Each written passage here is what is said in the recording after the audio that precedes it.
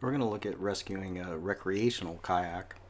This particular recreational kayak is sort of at the higher end of the rec spectrum because it has a bulkhead behind the seat. So there's a foam wall isolating the back of the boat. So any water that comes into the cockpit doesn't enter the entire boat, it still stays in front of the cockpit. So the basic technique doesn't vary a ton from what we do for rescuing a sea kayak that has two bulkheads.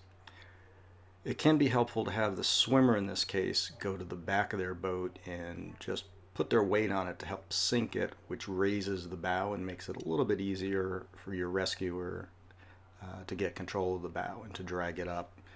If that front of that boat is just swamped completely full of water, it just may be too heavy for that rescuer just to lift that boat by himself. And being able to push down on the stern can help that quite a bit.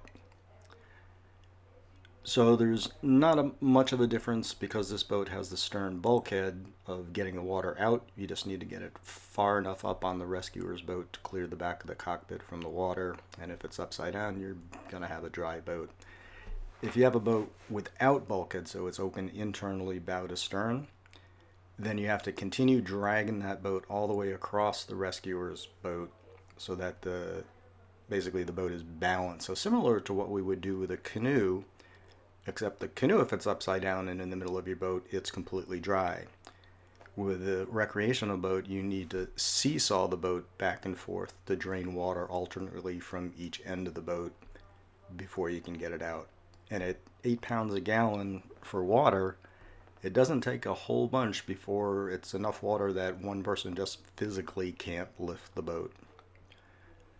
So typically the strategy with recreational kayaks in terms of a rescue standpoint is know if you can rescue it and know how difficult or easy it is, and then make your decisions of whether I should be paddling where I'm thinking of paddling or not based on that. So often in recreational kayaks, the prudent decision is to not paddle farther from shore than I can easily walk or swim.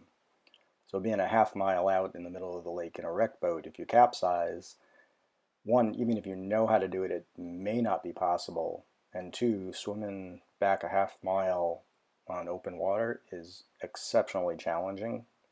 And the prudent choice is just to avoid that altogether. And like all the cool stuff to see is close to shore. So it's the smart move, especially in a wreck boat, to paddle close to shore.